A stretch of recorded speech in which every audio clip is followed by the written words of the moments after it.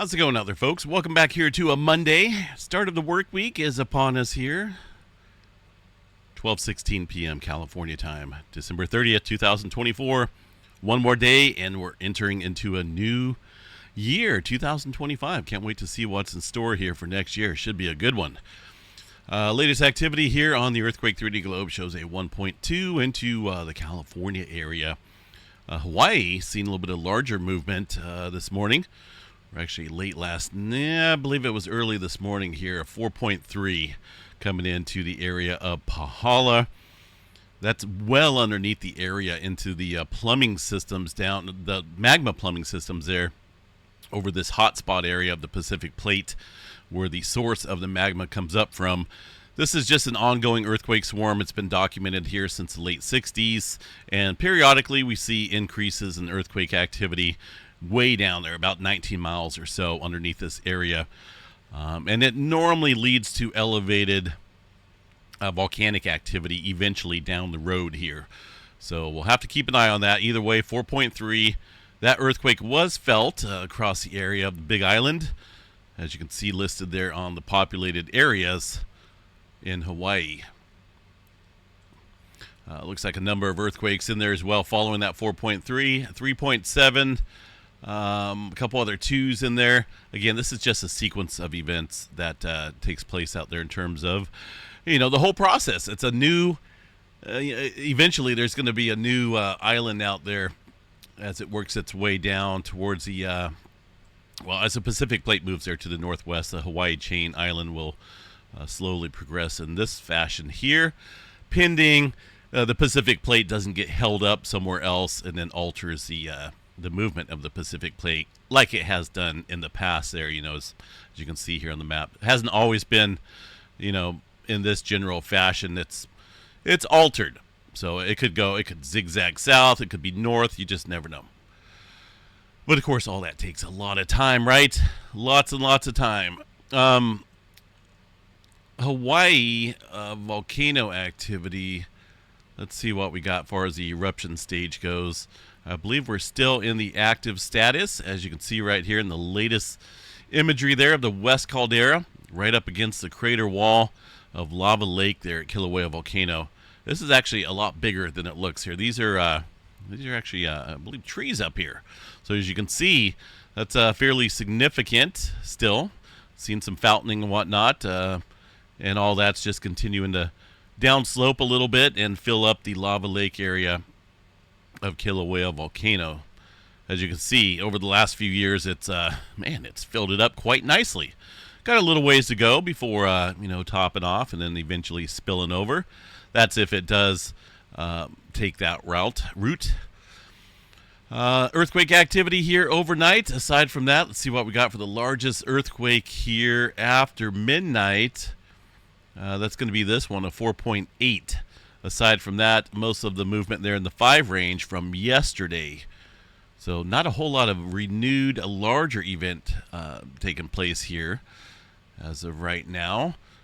California area, go ahead and check out the West Coast, see what's going on. Handful of areas we're kind of watching out here. Got another earthquake swarm up around the Sheldon contiguous area up here.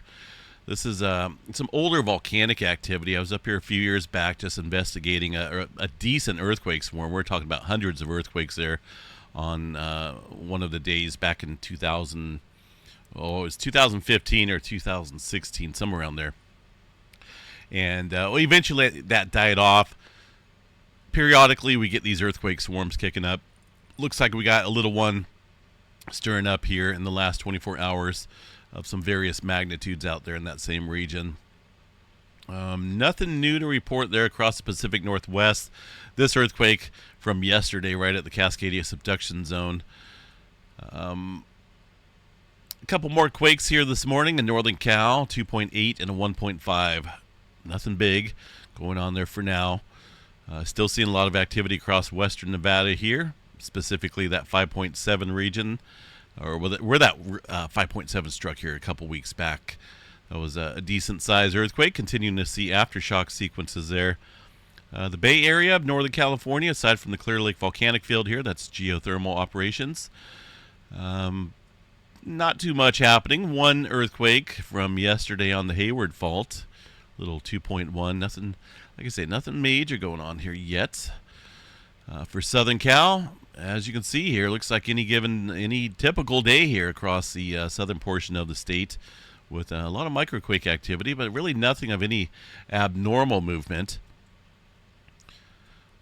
The rest of the country out here, some activity through Utah and Texas oil fields, Oklahoma as well. One earthquake in the New Madrid seismic zone this morning, a 2-pointer. Aside from that, not a whole lot of happenings going on there across the North American area. Even Alaska up here somewhat minimal in terms of any larger scale activity. As far as hotspot movement goes, well, that's pretty obvious here on the globe. Got a lot of movement down here in Chile right now. South America area along the Peru-Chile Trench.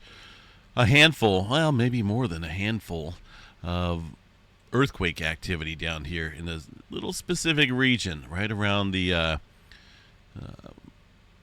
I don't know how to pronounce that one, but it's north of Santiago, Chile. Fairly shallow earthquake activity, about 6 miles deep or so for the 5s from yesterday. A couple 4s there today that are somewhat deeper in the region. That's an overall sign here of strain against the subduction zone, the Peru-Chile Trench here. And that area can see some big earthquakes. That 9.5 earthquake was down south here, I believe. I'm kind of curious to see when our last decent-sized earthquake was out there in that region. So we're going to pull 6.5, and we're just going to go... Yeah, we'll go back... 1900. I don't know if it's going to show anything before that or not, but draw a little area out here. I'm just kind of curious to see if maybe we're overdue for something big along that region. It's a neat little gadget here that the USGS has, so that you can search their earthquake catalog, their history of earthquakes. Kind of neat. So we're going to search that little general area and see what we come up with here in terms of historical data. 7.4, much further up north here. That was earlier this year. 6.6. I just want to look here around the Santiago, Chile area. There's a lot of quakes here. So that'd be right around this area right here where we're seeing that earthquake activity right now.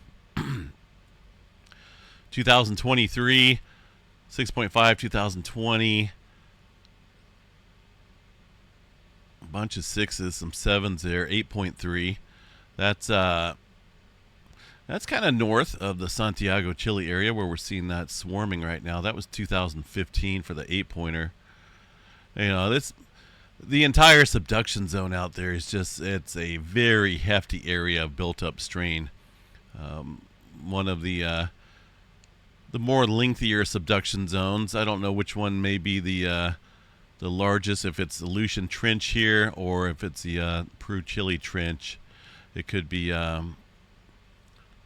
Java Trench. Either way, it's a big time player in producing some big time earthquakes out there. Let me tell you, that 9-pointer. Let's bring that up here. 9.5. I was off last night. I keep getting mixed up between 1960 and 1961. I know there was some earthquake activity there in 1961 as well. But yeah, that's the 9.5. That's the largest ever recorded earthquake here, at least in human documented history here, in recent history. Yeah, that's a pretty good size one, and that struck south of Santiago, Chile area. Here's the Santiago area. 9.5 struck at about 25 kilometers deep here into this region. So, technically anywhere out here is capable of seeing something of similar magnitude, I suppose, if there's enough strain built up.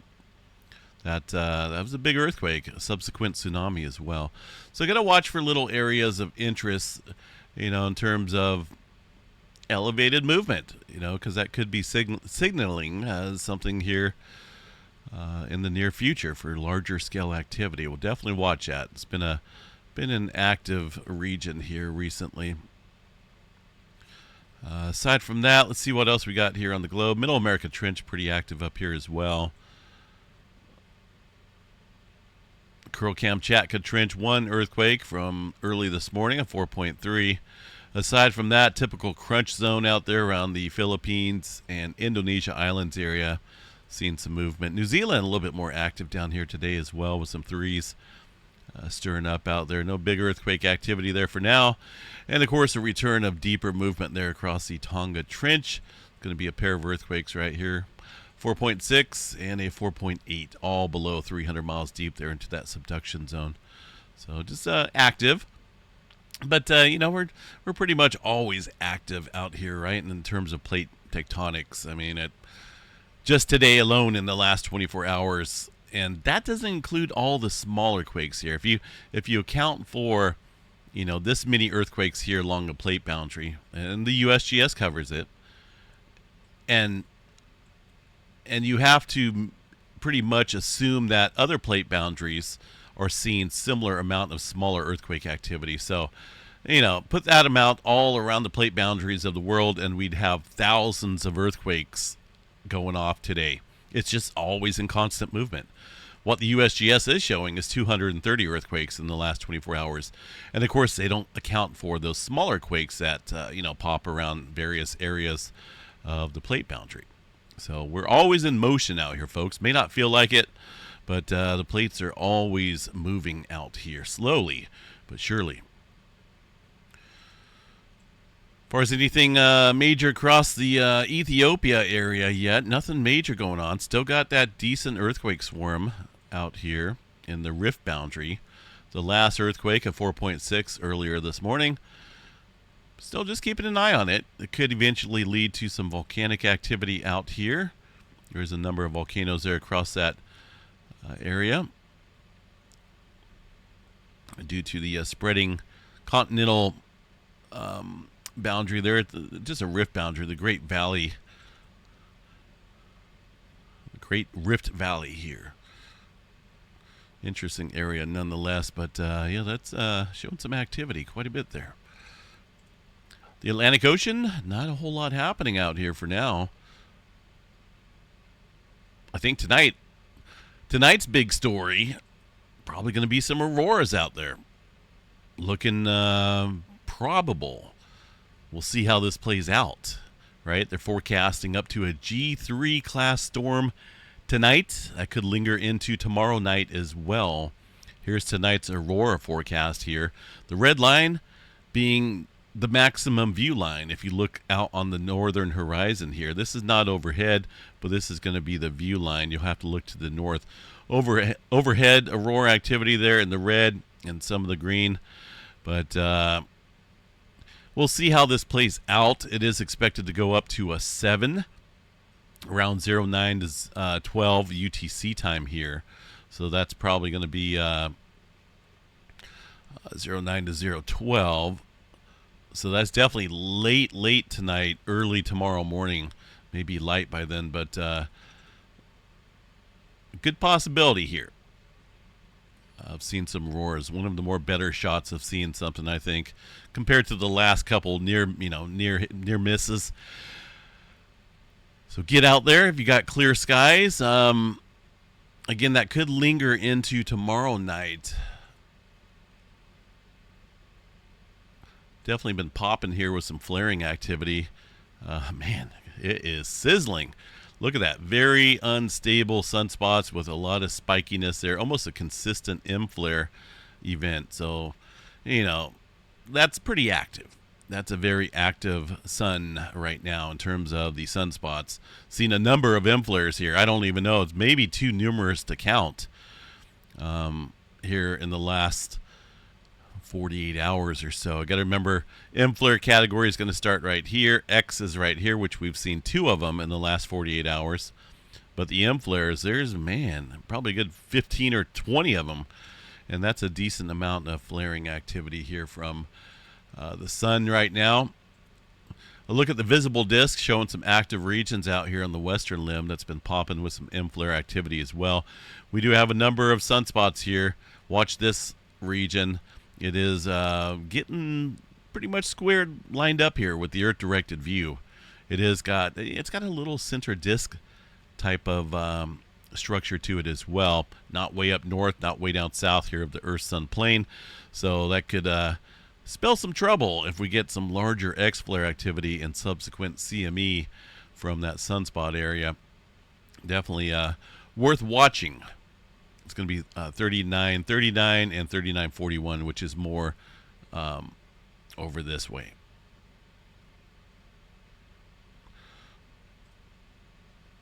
I guess, well, this is still from this reading is still from last month there, the SDO image. Still waiting for that to come back. Hopefully it will. But this is one of the most recent images, but that's old. So these sunspots here are a little bit closer to the center. The auroras right now, not a whole lot. Again, we'll expect that to kick up here later tonight after dark. If you're wondering if you're going to be able to see it or not, by the way, the X-flare potential still hitting at a 30% chance there. So we do have that elevated activity to look forward to here. Far as cloud cover and whatnot goes, let's see what we got here for the cloud viewing tonight. So this is right now the States, quite a bit of cloud cover throughout Canada and whatnot. Roughly, we're going to go with 9 p.m. California time, right? So that's going to be midnight out here across the eastern portion of the country. That's a lot of cloud cover up there across the northern tier states. It doesn't look like we're going to see any type of viewing for the northern tier states, Great Lakes states as well. Northeast, unfortunately, quite a bit of cloud cover. So it's going to be very iffy tonight. But for those that may have a couple breaks in the clouds out there, might be worth getting out there and seeing if you can see the auroras tonight. Maybe across Washington, they may have an opening up there, but not optimal viewing conditions here for the majority of the area tonight. And that looks like that goes for, again, way up into Canada. Maybe Alaska might have some clearing up there, but there's a lot of 100% cloud cover out there. Speaking of weather, not a whole lot of severe weather happening today after some very active conditions down here in the south in the last week. Just a general thunderstorm threat out here today across this area of the country. Really no tornado, wind, or hail threat. A look at the numerical model here as we put this into motion. I think our next severe weather event here, let's see. Well, we got a lot of colder air dipping down. I'm sure you guys have been hearing a lot about it. California got one more storm here before it dries out. This is going to be this coming weekend. Just a little bit. Nothing big. But there. Looks like as that cold air, and that almost looks like that low pressure that we have right now is going to be the responsible party. Well, this is going to be the weekend, but following that low pressure is going to move across the country, stir up the colder air and the warmer air in the south, create some ice storms out there, maybe some severe weather potential. We'll have to watch that. That's around the Monday time period, Monday, January 6th. So we got about a week out here. Things can change, but, when you have that cold air threat, and there's a lot of cold air coming down here. Look at those lines there. Massive cold spell, and you can really see it on the thermodynamics chart here, the temperature anomalies, showing a good portion of the country, 20, 30, probably about 30 degrees below average. Not 30 degrees below normal or zero. This is going to be just 30 degrees below your average temperature for this time of year. And that's a lot, It can be a lot of cold air. Mild out here across California, so we're going to be above average. I guess I'll take a little bit of sunshine. And there's just, a mixed bag. It looks like it's just going to continue to bring lots of cold air coming in here from Canada down into this area of the country as we welcome in the new year, 2025 there. So just have to watch it. Either way, winter is knocking on the door for a lot of people out there. Hopefully you got a lot of firewood or whatever you use for heat, because it's coming. Seismograph stations out here look pretty quiet. Not a whole lot happening right now. One little spike there on the Barrett station down in Southern California. But really, well, where's this earthquake? A little 1.6 coming in the last 10 minutes, right on the Raymond. Well, maybe the Raymond Fault or the Sierra Madre Fault zone. That's I believe that's a little thrust fault here, north of the Puente Hills thrust fault. Showing a little bit of activity right now. That's been quiet recently, but it can produce some larger activity. Sierra Madre Fault Zone. I'm kind of curious here. See.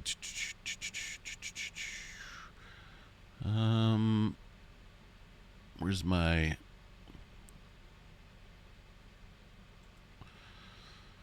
Sierra Madre Fault. Let's see. Well, they say here it's a reverse fault. It's about 55 kilometers long. Total length of the main fault segments is about 75 kilometers. Recent earthquake activity, minimal slip rate, but it does have some up around 4 mm per year. Certain segments. Interval between surface ruptures, several thousand years. Probable magnitudes M6 to M7. Dips to the north. It was not the fault responsible for the 1991 Sierra Madre earthquake. But yeah, I got a little bit of information on that and a little bit of earthquake activity happening on it right now, but nothing big, folks. So still got what? Another day to see if 2024 will end in a big fashion, kind of like it began with that big earthquake out around Japan earlier this year. I was on the west side over here. All right, folks, I'm out of here. Let's see. Just got another earthquake notification. 5.0 coming in to Ethiopia. Again. Another 5-pointer out there. That's going to be this one right here. That's crazy. So that makes, it's just continuing the buildup of earthquake activity out there. USGS not reporting that yet, but we'll add another one onto the chart there, bringing up a pretty decent total tally there of some broad scale movement happening across that rift zone. We'll continue to watch it and report back on anything if things happen to change out there. Have yourself a good Monday. We'll catch you guys out here a little bit later on this evening, folks, for the Monday night update.